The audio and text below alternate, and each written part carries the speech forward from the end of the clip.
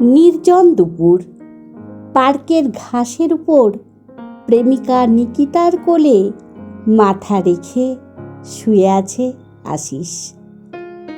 আচ্ছা, আমি চলে গেলে আমাকে ভুলে যাবি না তো? কলেজের কত ছেলেই তো তোর জন্য পাগল। তাদের কাউকে যদি তোর ভালো লেগে যায়? হাসতে হাসতে নিকিতা বলল, দূর পাগল, তোকে ভালোবাসতে বাসতেই সব ভালোবাসা শেষ হয়ে এসেছে। আর কাউকে ভালোবাসার কথা ভাবতে পারবো না রে। আশিস একজন সাধারণ মধ্যবিত্ত পরিবারের একমাত্র ছেলে। ছোট থেকেই আশিসের স্বপ্ন একজন বীর সৈনিক হবে সে, দেশের জন্য লড়াই করবে। তাই সে তার জন্য প্রস্তুতি নিতে শুরু করে। লেখাপড়া, তার সাথে শরীরচর্চা। কলেজে পড়ে আশিস। লেখাপড়া ছাড়া ভালো লাগে লেখালেখি করতে তার। দেশ মায়ের প্রতি তার লেখা কবিতা শুনে চোখে জল আসে নিকিতার। মনে মনে গর্ব হয় তার। ভালোবাসার মানুষটি একজন আদর্শ দেশপ্রেমিক বটে। আশিসের জগৎ বাবা, মা, বোন আর নিকিতাকে ঘিরেই। স্বপ্ন দেখে যে তারা সবাই একসাথে থাকবে একটা পরিবার হয়ে। ভারতীয় সেনা নিয়োগের পরীক্ষার পর বিভিন্ন টেস্ট হলো, তারপর এলো সেনাবাহিনীর ট্রেনিংয়ের জন্য লেটার। সেটা দেখে আনন্দে কেঁদে ফেলেছিল আশিস। তার স্বপ্ন আজ পূরণ হতে চলেছে। সে তো চেয়েছিল দেশ মাতৃকার জন্য নিজেকে উৎসর্গ করতে। বাড়িতে বাবা মা প্রথমে একমাত্র সন্তানকে কাছছাড়া করতে চাননি, কিন্তু আশিস বুঝিয়েছে যে তার মায়ের মতো তার দেশও যে তার মা। নিজের মায়ের মতো নিজের দেশকে রক্ষা করার দায়িত্ব ওর। অবশেষে পরিবারের সবাই আর নিকিতার চোখে জল নিয়ে বিদায় দিল আশিসকে। আর দু চোখ ভরা স্বপ্ন নিয়ে আশিস পাড়ি দিল আর্মি ট্রেনিং স্কুলে। শুরু হলো কঠোর ট্রেনিং। আশিস নিজেকে তৈরি করতে লাগলো একজন আদর্শ সৈনিক হওয়ার লক্ষ্যে। মাঝে মধ্যে মা বাবা, ছোট বোন আর নিকিতার মুখটা মনে পড়ে। কিন্তু এইসব ভেবে দুর্বল হলে তো হবে না। তার উপর যে অনেক বড় দায়িত্ব, গোটা দেশকে রক্ষা করার দায়িত্ব। কয়েকটি বছর কেটে গেছে। আশিস আজ একজন ভারতীয় সৈনিক। চোখের সামনে তার শুধু কাঁটা তারের বেড়া। তার সতর্ক চোখ সব সময় নজর রাখে চারিদিকে। নিকিতার কলেজে পড়া শেষ হয়েছে। বড়লোক বাবার একমাত্র মেয়ে নিকিতা। ভালো পরিবারের ছেলে দেখা শুরু হলো, কিন্তু নিকিতা যে একজনকে কথা দিয়ে রেখেছে, তাকে ছাড়া কারোর সাথে থাকা যে সম্ভব নয়। নিকিতা বাধ্য হয়ে বাবাকে আশিসের কথা জানালো। নিকিতার বাবার চরম আপত্তি।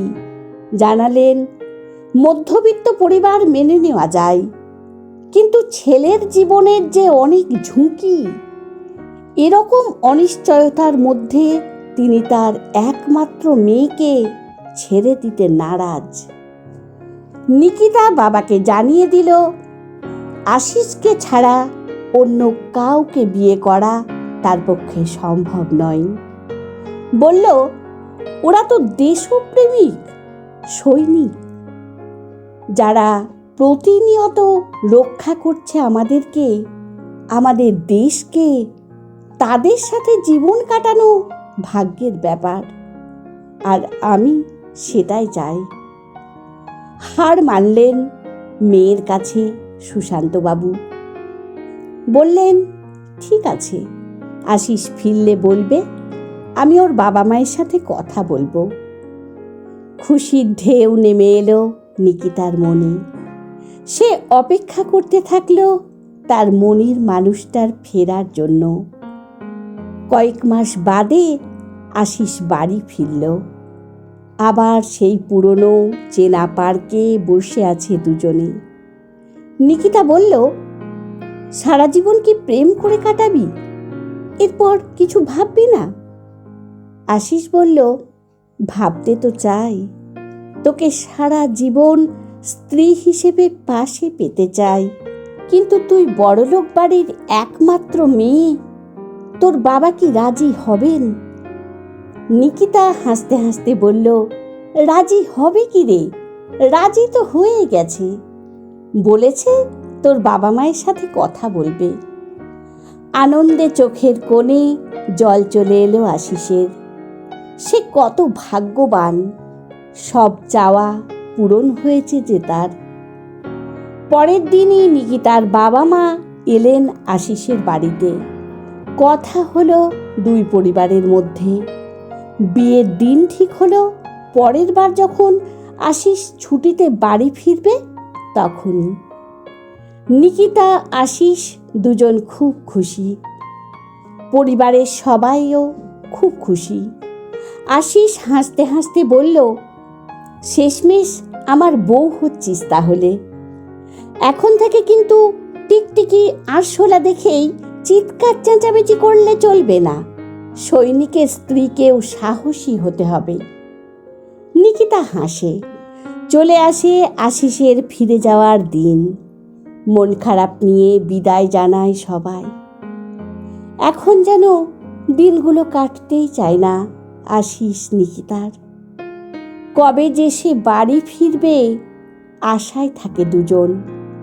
কয়েক মাস পর 10 দিনের ছুটিতে বাড়ি ফিরল আশিস। বাড়িতে উৎসব শুরু হলো।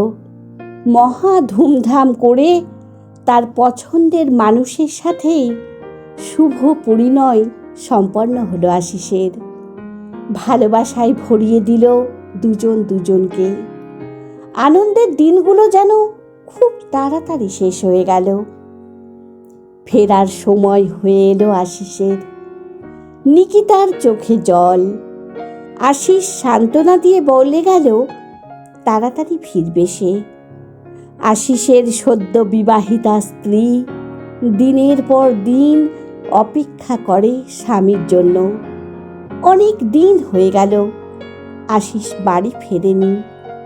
কত রাত জেগে কাটায় সে, চোখের জলও ফেলে। আগের মাসে আশিস জানিয়েছে সে কয়েকদিন পরেই ফিরবে। অধীর আগ্রহে অপেক্ষা করছিল তাই নিকিতা। একদিন হঠাৎ নিকিতার শাশুড়ি নিকিতাকে চিৎকার করে ডেকে ডুকরে কেঁদে উঠলেন। নিকিতা সেখানে গিয়ে টিভিতে দেখল সীমান্তে ভয়ানক যুদ্ধ চলছে। শেষ রক্তবিন্দু দিয়ে লড়াই করে প্রাণ হারিয়েছেন বহু সেনা। ওখানেই পোস্টিং আছে যে তার স্বামী। ফোনটা অনবরত বেজে চলেছে।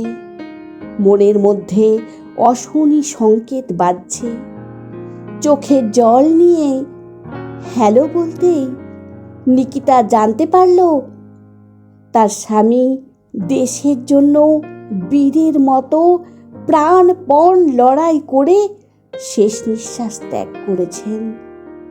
বোবা হয়ে গেছে নিকিতা। চোখ থেকে শুধু অঝরে জল ঝরছে। সারা বাড়িতে উঠেছে কান্নার রোল। 2 দিন পর ফিরল জাতীয় পতাকায় মোড়া বীর সৈনিকের নিথর দেহটা।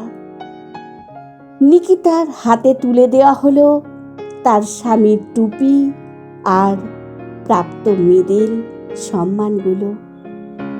ছুটে এসে স্বামীর বুকে মাথা রেখে নিকিতা ফিসফিস করে বলল, তোর স্বপ্ন আমি শেষ হতে দেব না রে। তুই হারিসনি, তুই বেঁচে থাকবি, আমার মধ্যে বেঁচে থাকবি তুই। কয়েকটি মাস কেটে গেছে। নিকিতা শুরু করেছে কঠোর অধ্যাবসায় আর শরীরচর্চা। নিকিতার বাবা মেয়েকে নিজের বাড়িতে ফিরিয়ে নিয়ে যেতে চেয়েছেন, কিন্তু রাজি হয়নি নিকিতা। ভারতীয় সেনাবাহিনীতে যোগ দেওয়ার জন্য পরীক্ষা দিয়েছে সে। অপেক্ষায় আছে রেজাল্টের। রেজাল্ট আসতেই নিকিতা দেখলেও সে ভালোভাবেই উত্তীর্ণ হয়েছে। এরপর কঠোর পরিশ্রম আর চেষ্টার মাধ্যমে কয়েক বছর পর নিজেকে একজন সৈনিক হিসেবে তৈরি করেছে। কাঁটা তারের বেড়ার পাশ দিয়ে যখন ভারী বন্দুক কাঁধে নিয়ে টিকটিকি আরশোলাতে ভয় পাওয়া মেয়েটি হেঁটে বেড়ায়, মনে হয় আশিস বলছে, তোর যে এত সাহস, আমি থাকলে জানতে পারতিস কখনো? ভয় নেই, আমি আছি, তোর মধ্যেই বেঁচে আছি আমি। এগিয়ে যা আর রক্ষা কর দেশকে। তোর মতো বীর পত্নী জন্মাক ঘরে ঘরে। কলমে শ্রাবন্তী মিস্ত্রি, কণ্ঠে সোনালী।